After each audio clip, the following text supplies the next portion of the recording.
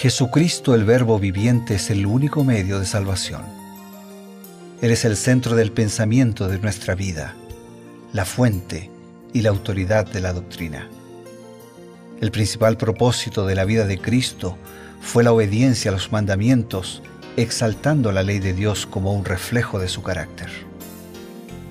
El principal mensaje a ser predicado en el mundo, basado en Apocalipsis 14, está representado por 3 ángeles llevando el Evangelio eterno al mundo entero. Este mensaje se basa en los encantos inigualables de Cristo y declara que la hora del juicio ha llegado y llama a obedecer los mandamientos de Dios. Mediante su palabra, Dios ha comunicado a los hombres el conocimiento necesario para la salvación.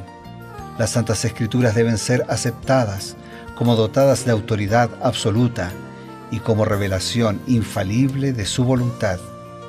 Y aunque el canon de las Escrituras inspiradas está cerrado, el Espíritu Santo continúa iluminando, amonestando y confortando al pueblo de Dios a través del testimonio de Jesús, el Espíritu de profecía. El camino a la vida se traza a través de un camino angosto que debe ser recorrido con confianza en las promesas que Dios dejó a hombres y mujeres fieles que dedicaron sus vidas hasta la muerte por el Evangelio eterno. Los fundadores de la Iglesia soñaron con el día en que la revelación sería una realidad en sus vidas. Miraron con los ojos de la fe a aquel día glorioso cuando finalmente la promesa sería cumplida en la venida magistral de Jesucristo a esta tierra para recompensar a cada uno según sea su obra.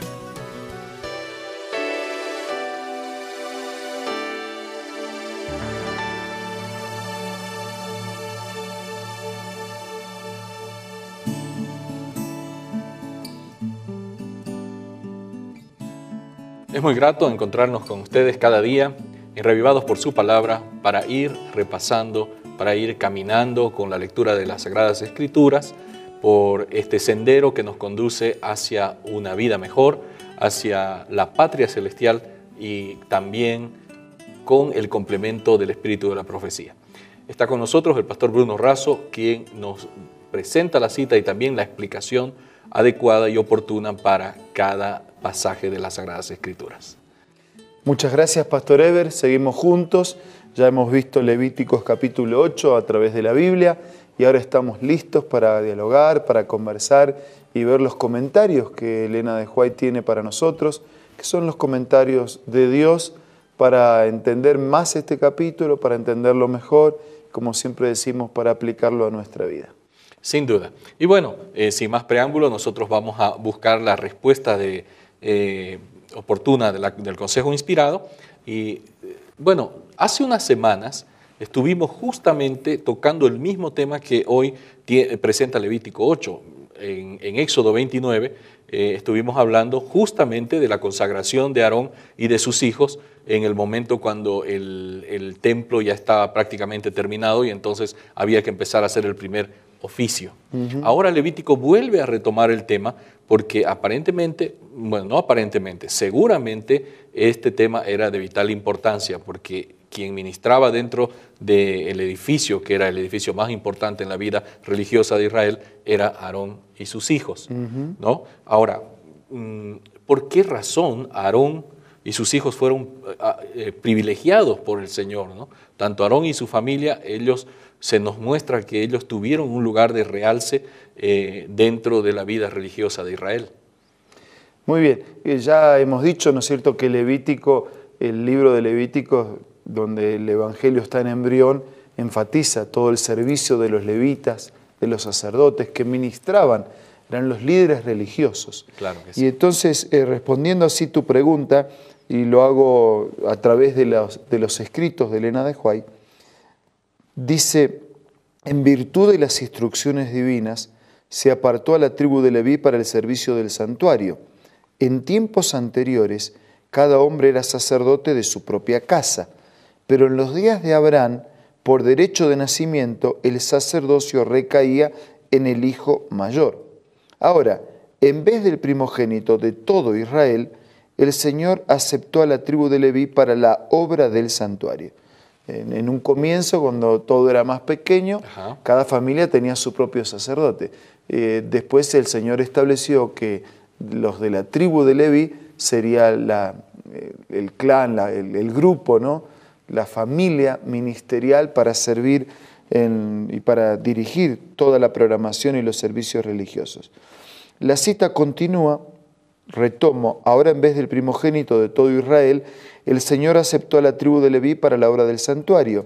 Mediante este señalado honor, Dios manifestó su aprobación por la fidelidad de los levitas, tanto por haber adherido a su servicio como por haber ejecutado sus juicios cuando Israel apostató al rendir culto al becerro de oro. No obstante, el sacerdocio se restringió a la familia de Aarón. Aarón y sus hijos fueron los únicos a quienes se les permitía ministrar ante el Señor. Al resto de la tribu se le encargó el cuidado del tabernáculo y su mobiliario, y para ayudar a los sacerdotes en su ministración, pero no podían ofrecer sacrificios, ni quemar incienso, ni mirar los objetos santos hasta que estuviesen tapados. En un sentido, todo creyente es un ministro religioso. Claro. Pero en otro sentido, no todo creyente es llamado a ser sacerdote, es llamado a ser ministro. Como ocurre en nuestros días, ni todos los religiosos son formalmente ministros, líderes de culto y de religión. Bueno, aquí tenía una familia que tenía que hacer su preparación necesaria y que tenía que dedicarse exclusivamente a cuidar del culto y sus servicios. Y parece que había una razón interesante, dice que hubo un momento de apostasía y la tribu de Leví se había colocado íntegramente de parte de Dios para reprobar esa idolatría, ese momento en que Israel le volvió la espalda a Dios. Claro, no de balde ellos fueron llamados para hacer esa tarea, de alguna manera habían pasado por una prueba, ¿no? Ajá. Cuando fueron todos tentados y algunos cayeron en la tentación, este grupo, esta familia, se mantuvo fiel de parte de Dios, y entonces Dios está utilizando a este grupo como líderes religiosos del resto de la congregación. Sin duda, ahora quien eligió fue Dios, no fue ni siquiera Moisés. Dios elige. Y hay una expresión en el Nuevo Testamento, en San Pablo, que hasta suena dura, cuando habla de los dones y cómo Dios distribuye los dones en la iglesia, Claro. y dice que los reparte como Él quiere. Entonces, los dones de capacitación para el servicio, el Señor los reparte como Él quiere. Claro. O sea, yo no puedo rendir cuentas de un don que no tengo, pero sí soy responsable del don que Dios nos ha dado.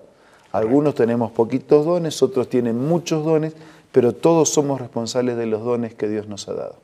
Muy bien, ahora todo el capítulo de Levítico 8 está hablando de ese don, de esa ministración que Dios le había concedido a Aarón. Una pregunta más, pastor. ¿Cuál es la importancia simbólica del sacerdocio de Aarón y su familia? Bueno, a semejanza de Aarón, dice Palabras de Vida del Gran Maestro, a semejanza de Aarón, que simbolizaba a Cristo, nuestro Salvador lleva los nombres de todos sus hijos sobre su corazón en el lugar santo. Nuestro gran sumo sacerdote recuerda todas las palabras por medio de las cuales nos ha animado a confiar. Nunca olvida su pacto. Qué importante. Este sacerdocio de Aarón, en parte, ¿no es cierto?, simbolizaba el sacerdocio de Jesús. ¿Por qué digo en parte? Porque el sacerdocio de Aarón estaba limitado por su propia humanidad. Claro. El de Cristo era ilimitado. Ya hemos mencionado que llevaban en el pectoral anotado algunos nombres, sí. Había un espacio físico limitado, pero no hay un espacio físico limitado en el corazón de Dios para llevar registrados los nombres de todos y trabajar en favor de la salvación de todos. Otras limitaciones, otras diferencias, insisto, lo representa y lo simboliza parcialmente, porque el sacerdocio de Cristo no tiene igual. Claro. En el sacerdocio de Aarón y en la familia de Aarón estaban limitados en sus horas diarias y limitada en los años de vida. unas 85 generaciones. Y cada uno de ellos ministraba por los demás, pero primero tenía que ministrar por sí mismo, porque eran también pecadores. Claro. Pero en el caso de Jesús no hay límite por el día, no hay límite en la extensión del tiempo, no hay límite en la cantidad de nombres que Él pueda presentar ante el Padre, y no tiene que rendir cuentas por sus pecados. Entonces hay similitud en el simbolismo, pero también hay diferencias. Y justamente eso es lo que presenta, por ejemplo, la epístola a los Hebreos, ¿no? Y hace una comparación entre el sacerdocio arónico y el sacerdocio de Cristo, que toma no como ejemplo a Aarón, sino a alguien que sería una figura simbólica de Jesús, como Melquisedec, ¿no? Así es. Y entonces no hay principio, no hay fin. Y entonces Jesús es ese, ¿no? No tiene principio ni fin, es el alfa y el omega, así que realmente el mejor sacerdote que la humanidad podría esperar. Así es. ¿No? Y bueno, esta importancia entonces... Tanto sí. que Pablo cuando habla de ese tema dice así, tal sacerdote nos convenía. Exacto. Porque no hay uno mejor que él. El otro tenía limitaciones, él lo ilustraba al perfecto, pero tenía limitaciones. Pero tal sacerdote nos convenía. Qué bueno. Amigos, ustedes ven, realmente la Biblia es tan sabia y con el acompañamiento del Espíritu de Profecía podemos comprender muchísimo mejor lo que la Biblia tiene para decirnos. Vamos a tener un pequeño intervalo y luego retornamos.